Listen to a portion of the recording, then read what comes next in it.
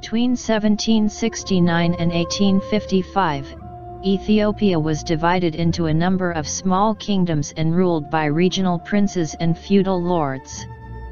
This era was known as the era of princes and wealthy feudal lords, or Zamini Mesa Fent. The central government was abolished and the regional princes took control of their own affairs until 1855. In 1855, Lej Kasa Haile, the son of Dejesmach Haile Wolde Gorges, governor of Kawara district of Dambia, western Beghemiter province, declared himself King of Kings and was crowned under the name of Emperor Tewodros II. Tewodros began to reunify Ethiopia by subjugating regional princes to his rule. He imprisoned Prince Menelik of Shua, who refused to recognize Tewodros as emperor. Tewodros lacked diplomatic skills and used force to pursue his goal of reuniting the country. Because of this, Tewodros became unpopular among many regional princes and feudal lords. He successfully overthrew feudal lords and distributed land to the peasants and ordinary people. His efforts led to the abolition of the slave trade and won him the hearts and minds of many ordinary people. Tewodros' efforts were to modernize his army, and to reunite and establish an independent and sovereign Ethiopia. To fulfill his ambitions, Tewodros contacted a few European countries, specifically Great Britain, for support. He encountered a setback when he failed to get the support he had asked for. The final straw for Tewodros came when the British did not respond his request of support. He became very angry and he took several British people prisoners in a final desperate attempt to get support. Queen Victoria wrote to him asking for the release of the prisoners, but Tewodros refused to release the prisoners, and this led to the expedition of British troops to Mekdala in 1869. Geographically, Ethiopia was and still is a very difficult country to travel in without inside cooperation, so the British contacted Dejesmach Kasa of Tigray, who was unhappy with the way he had been treated by Tewodros. Kasa of Tigray made a deal with the British. They promised him that he would get weaponry in exchange for his support against Tewodros. In 1869, the British troops and Kasa of Tigray marched on Mekdala and defeated Tewodros' army. Tewodros shot and killed himself rather than surrender to the British army. After Tewodros' death, the British army looted the country's precious manuscripts and religious artifacts from Mekdala. Today these priceless treasures of Ethiopia can be seen in many museums in the UK, including the British Museum. The British Army also took Tewodros' son, Alemayehu, to Britain, where he grew up under the protection of Queen Victoria until he died at the age of 18. His memorial is now in the chapel at Windsor Castle. Tewodros is remembered by Ethiopians as the founder and modernizer of Ethiopia's reunification. He is now one of the most revered historical figures.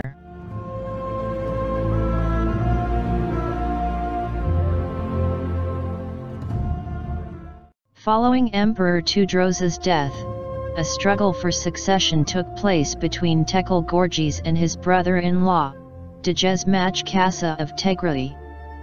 In 1872, Dejesmach Kasa defeated Tekel Gorges and was crowned under the name Johannes IV. He established Mekelle as his capital when he relocated his power base from Debre Birhane to Mekelle in 1881. Johannes was a committed Christian, nationalist, diplomatic, and a great military leader. Johannes continued the unity of Ethiopia started by Tewodros, but Prince Menelik of Shua, who was imprisoned by Tewodros for refusing to submit to him, and the British undermined his ambitions. The British let the Egyptians control the source of Nile, Lake Tana, and they occupied Gundet, Gura and Bagos regions. They betrayed Yohannes, who was an ally of the British during the campaign against Tudros at the Battle of Metemmeh, in 1869. Even though Yohannes allowed Menelik back to rule Shua after 10 years' imprisonment, Menelik continued to play internal politics by seizing Wollo and putting Muhammad Ali as governor while Yohannes fought foreign powers. Emperor Yohannes was determined to solve the problems Ethiopia faced on all fronts. Yohannes defeated the Egyptians at Battle of Gundet and Gura in 1875–1876. He contacted Menelik to try to resolve and settle diplomatically their differences and signed an agreement called the Lach Agreement of 1878, recognizing Yohannes as emperor and Menelik as prince of Shua. Yohannes then turned his attention to negotiating with the British and Egyptians to recognize Ethiopia as a sovereign state and independent country. Yohannes' ambitions were helped when the Mahdiist War broke out in Sudan in 1882. Britain had troops stationed there and Britain needed Ethiopia's assistance to rescue its troops. In 1884 the Treaty of Adwa was signed between Ethiopia and Britain, which fulfilled Yohannes' demands such as the return of Bagos, which was occupied by the Egyptians, and the right to import weapons and goods. In return, Britain would control the port of Massawa. After a year, Britain tore up the treaty and handed the port of Massawa to Italy, which became a major threat to Ethiopian sovereignty. In 1887, Italy occupied Saadi and Dogali. Yohannes fought the Italians at Dogali, won the battle, and then went on to liberate Saadi. During that time, Yohannes received news of the Mahdiist invasions of Metemmeh and Gondar and the rise of Menelik against Yohannes. This forced him to prioritize the danger facing Ethiopia and deciding to leave the Italian occupation of Saadi. Yohannes marched on Shua to fight Menelik. Menelik heard of Yohannes's intention and sent a messenger disguised as a monk to meet Yohannes before he reached Shua. The messenger told Yohannes about his dream not to attack Menelik and instead guided him to fight the Mahdiist. Yohannes was a deeply religious man and believed the messenger, which worked well for Menelik. Yohannes and his troops went to defend the threat posed by the Mahdiist and headed to Metemmeh, where the Mahdiist troops were stationed. In March 1889, Yohannes defeated the Mahdiist at the Battle of Metemmeh, but he was fatally wounded and died from his wounds. The death of Yohannes sent a shock wave among Tigrayans. Yohannes officials asked Ras Mengesha, the son of Yohannes IV, to claim the throne, but the power struggle between the relatives of Emperor Yohannes intensified as they refused to recognize Ras Mengesha as Yohannes's heir. Ras Mengesha's rival and nephew Dibab Araya entered the fray to be heir, but some Tigrayan nobles wanted Gugsa Araya to take the throne. However, Ras Alula, who was a powerful warrior and known for his loyalty to Emperor Yohannes, supported Ras Mengesha's claim to the throne and fought bitterly against Dibab's and Gugsa's claim. Even though Ras Alula supported Ras Mengesha's claim to the throne, Ras Mengesha did not try to take firm measures to curb the feud against him. Eventually, Menelik of Shua took the throne and became emperor. After this event, many Tigrayans never forgave Ras Mengesha for his failure to keep the throne in Tigray and allowing Menelik through the back door to be emperor. This was particularly given the fact that Menelik had played a major role in undermining Yohannes' efforts to combat against foreign invaders, reunite and modernize the country.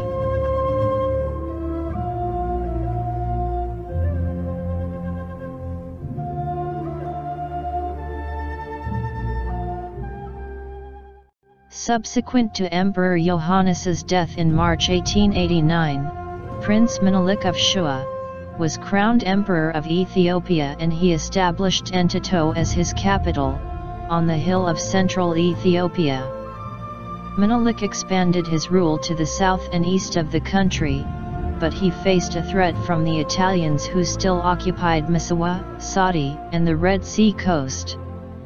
Menelik was helpless to defend the country from the Italian occupation, and he attempted to negotiate with Italians. The Treaty of Wuchale was signed. Effectively, Menelik has granted Eritrea to Italy in exchange recognition of Ethiopian sovereignty. What Menelik did not know was the Italians inserted a clause in the Italian version of the Treaty of Wuchale, restricting Ethiopia from foreign contacts, stating all contacts must be made through Italy. Menelik's nightmare did not end there. The Italians attempted to court the Tigrayan's princes into the alliance with Eritrea, and the Italians invaded north part of Tigray, leading to the Battle of Adwa.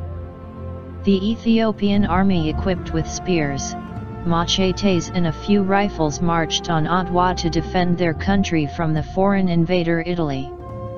In March 1, 1896, the Ethiopians defeated the Italian army at the Battle of Adwa, which was one of the proudest moments in the Ethiopian history. The Italians' defeat at the Battle of Adwa was not enough for the Ethiopian army, who wanted to drive the Italians out of Eritrea for good. However, Menelik's army was run out of food and supplies and returned back to Entito. The battle at Adwa put an end to centuries of Ethiopian isolation. Menelik had demonstrated to the world that an African kingdom could defeat a European army. After the war, diplomats flocked to his independent country, Ethiopia. The Ethiopian emperor proved himself an astute statesman and beat the Europeans at their own diplomatic game. Pragmatic in victory, Menelik did not seek to expel the Italians from their colony of Eritrea. Instead, he settled for Italy's recognition of Ethiopian independence. Moreover, he used the Europeans' concept of effective occupation to wring territorial concessions from neighboring French and British colonies.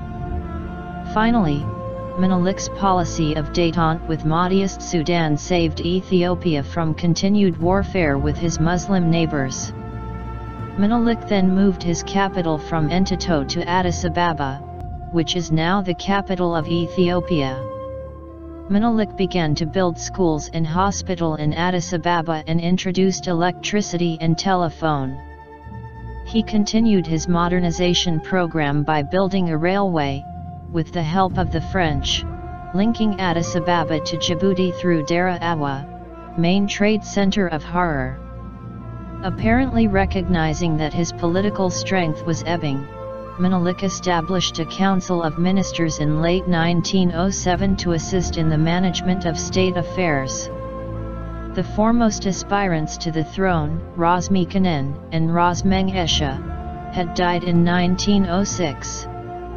In June 1908, the emperor designated his 13-year-old nephew, Ieyasu, son of Ras Mikhail of Wello, as his successor. After suffering another stroke in late 1908, the emperor appointed Ras Tessema as regent. These developments ushered in a decade of political uncertainty. The great nobles, some with foreign financial support, engaged in intrigues anticipating a time of troubles as well as of opportunity upon Menelik's death. Empress Tayatu, who had borne no children, was heavily involved in court politics on behalf of her kin and friends, most of whom lived in the northern provinces and included persons who either had claims of their own to the throne or were resentful of Shawan hegemony. However, by 1910 her efforts had been thwarted by the Shawan nobles. Thereafter, the empress withdrew from political activity.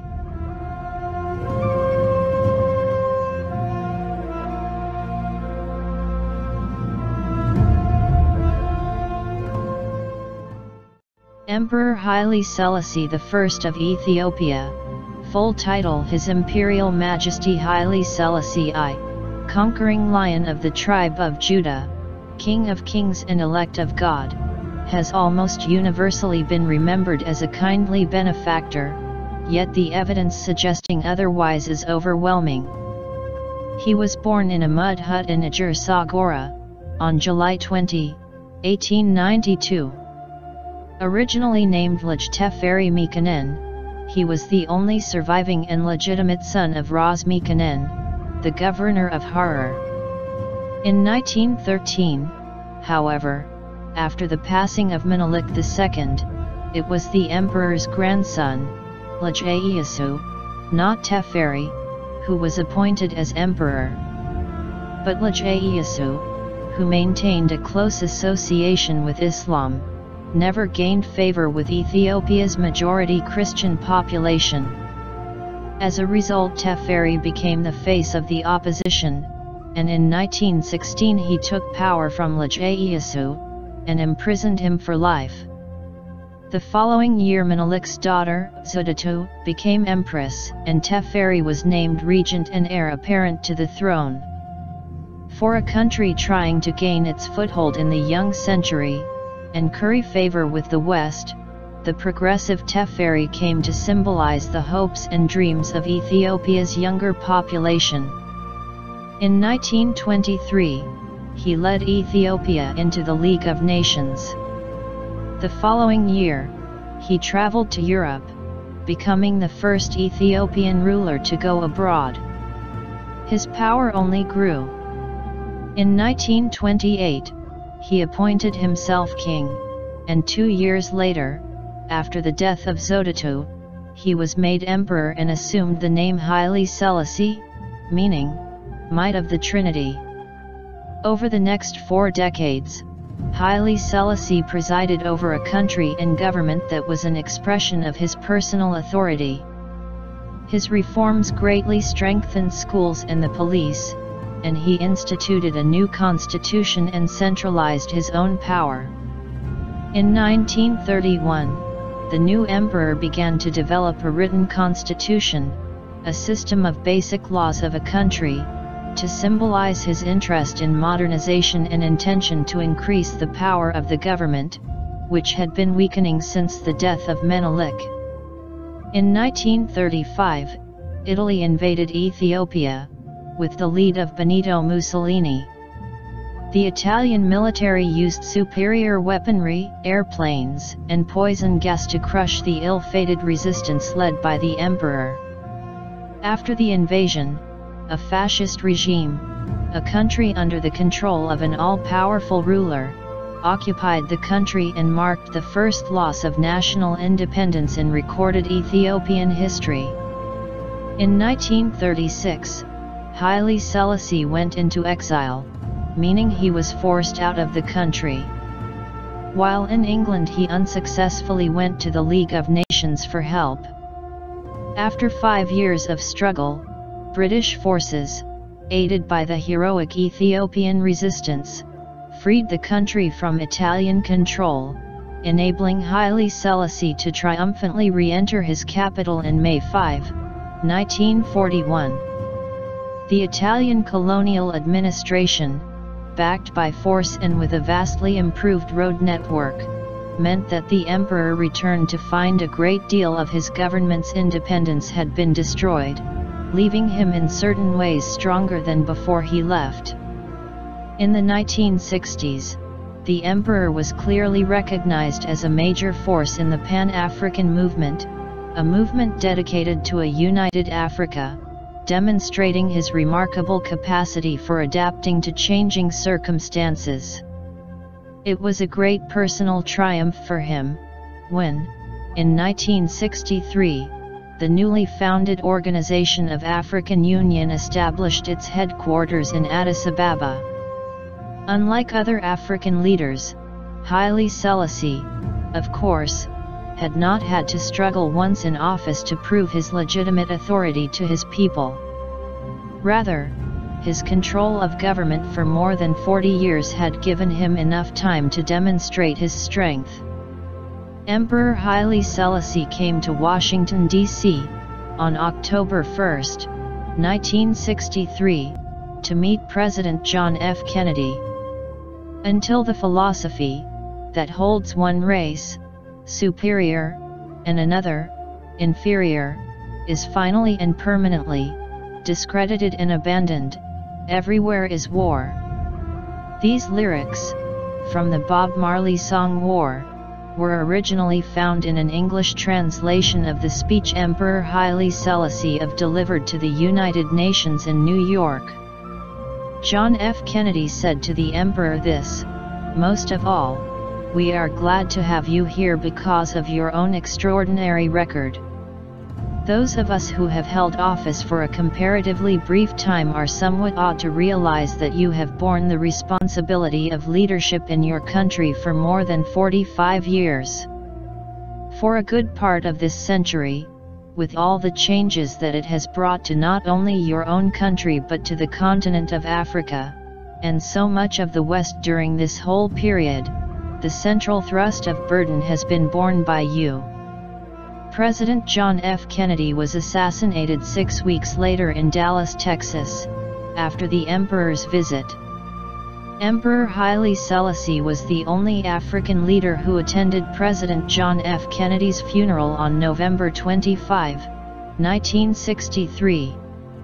By 1970, the emperor had slowly withdrawn from many day-to-day workings of the government and had become increasingly involved with foreign affairs.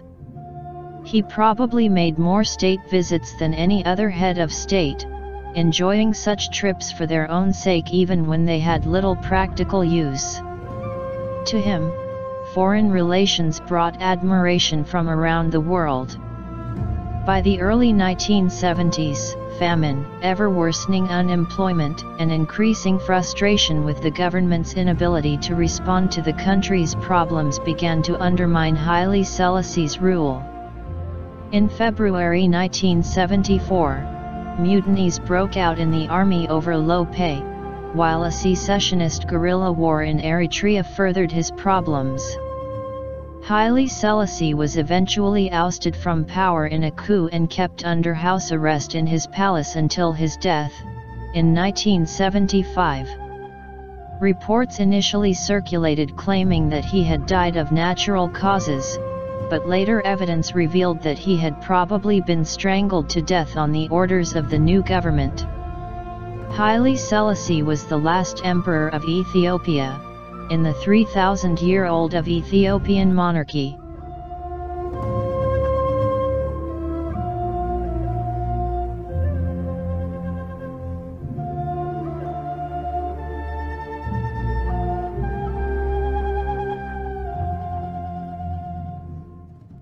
In 1974, Ethiopian army officer and head of state Mengistu Haile Mariam overthrew the centuries-old monarchy, and attempted to mold Ethiopia into a communist state. Mengistu was made chairman of the Armed Forces Coordinating Committee, known as the Derg, a committee of revolutionary soldiers, and, after the arrest of the emperor in September, he was made a vice-chairman of the Provisional Military Administrative Council, PMAC, which was run by the Derg and which assumed the functions of government. On November 23, 1974, Mengistu ordered the assassination of the PMAC's moderate chairman and urged the killing of 60 aristocrats and former officials of the old imperial regime. By killing selected enemies within the PMAC, Mengistu became the acknowledged strongman of a regime that proceeded to nationalize industries and farmlands. In February 1977, Mengistu, now a lieutenant colonel, survived a battle between his supporters and those of rivals on the PMAC. The chairman and several other members were killed, and Mengistu became head of state and chairman.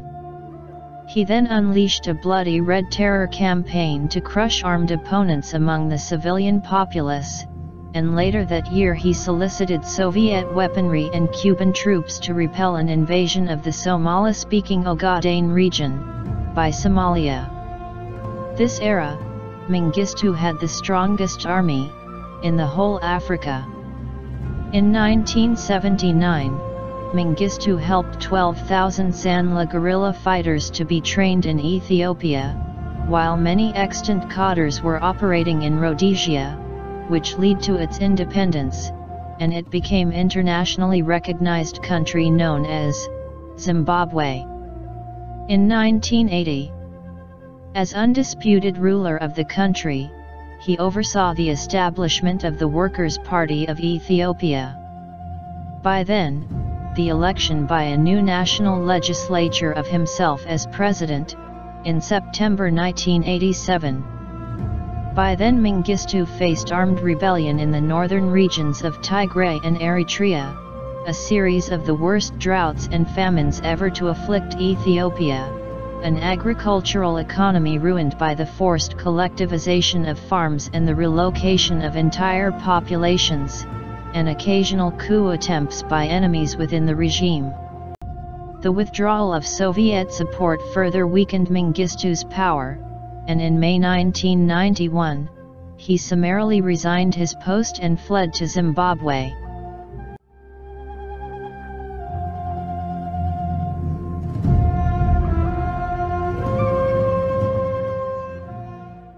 Before it became the government in 1991, the EPRDF was a rebel group battling the military junta known as the Derg. It was in power from 1974 to 1987, when Mengistu Haile Mariam established the People's Democratic Republic of Ethiopia, which lasted until the EPRDF overthrew it. During this period, the Derg was responsible for the deaths of tens of thousands of opponents without trial. On May 28, 1991, Ethiopia's People's Revolutionary Democratic Front, EPRDF, captured the capital of Ethiopia, Addis Ababa. The EPRDF was led by Meles Zenawi, a popular rebel leader and probably the only candidate capable of unseating Mengistu Haile Mariam. Zenawi waged a successful rebel war against the forces of Mengistu, and his appointment marked the end of years of civil war in the country. After this development, Zenawi became head of the interim government. The Tigray people played a major role in this bloody war to gain power. The country was now taking a new path, moving away from the grip of ethnic strife. On taking over as head of the new government, Zenawi promised a democratic dispensation for his nation of 50 million, as well as economic and agricultural reforms. The Ethiopian-Eritrean War took place from May 1998 to June 2000, between Ethiopia and Eritrea, forming one of the conflicts in the Horn of Africa. While Eritrea and Ethiopia, two of the world's poorest countries, spent hundreds of millions of dollars on the war, and suffered tens of thousands of casualties as a direct consequence of the conflict, only minor border changes resulted. According to a ruling by an international commission in The Hague, Eritrea broke international law and triggered the war by invading Ethiopia. Meles was re-elected in 2000, 2005, and 2010, though the elections of 2005 were marred by widespread allegations of fraud and by deadly clashes between protesters and security forces. In the wake of those disputed elections, thousands of Ethiopians, including many activists, journalists, and opposition leaders, were detained. Meles saw his legacy as continuous with the accomplishments of the EPRDF.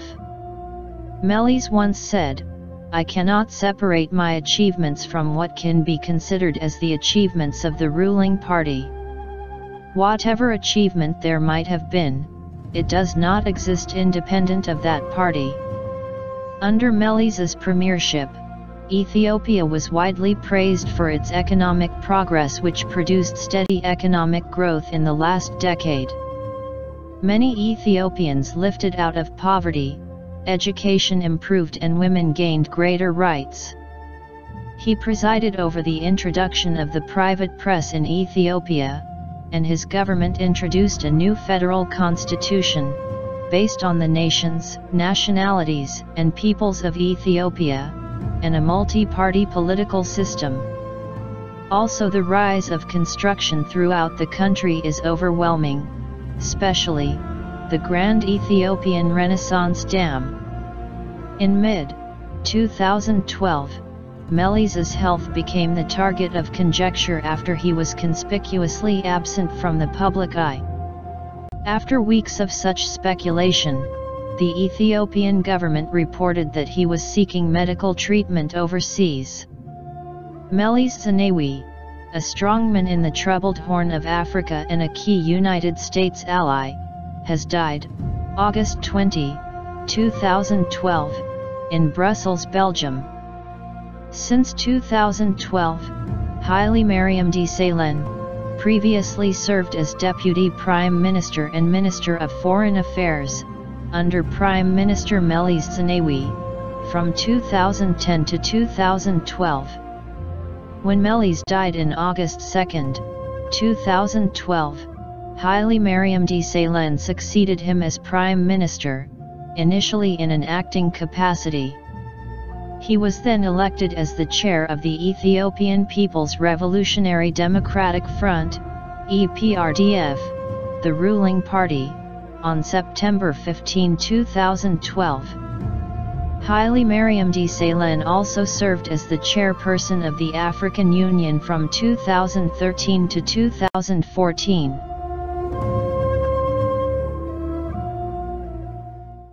In 2012 and 2013, Ethiopia's economy grew by 9.7%, which made Ethiopia one of Africa's top-performing economies. Addis Ababa increasingly looks like an enormous construction site, with cranes and building blocks springing up in many corners of the city. Britain, long a source of charitable aid for Ethiopia, announced last month that Ethiopia's growing economy means the time has come for transitioning support toward economic development to help generate jobs, income, and growth. Over the last decade, Ethiopia's economy has grown at an average of 11%, more than double the rate for sub-Saharan Africa, according to United Nations figures. The growth is fueled in part by huge public expenditure on energy and infrastructure projects that make the country attractive to long-term private investment.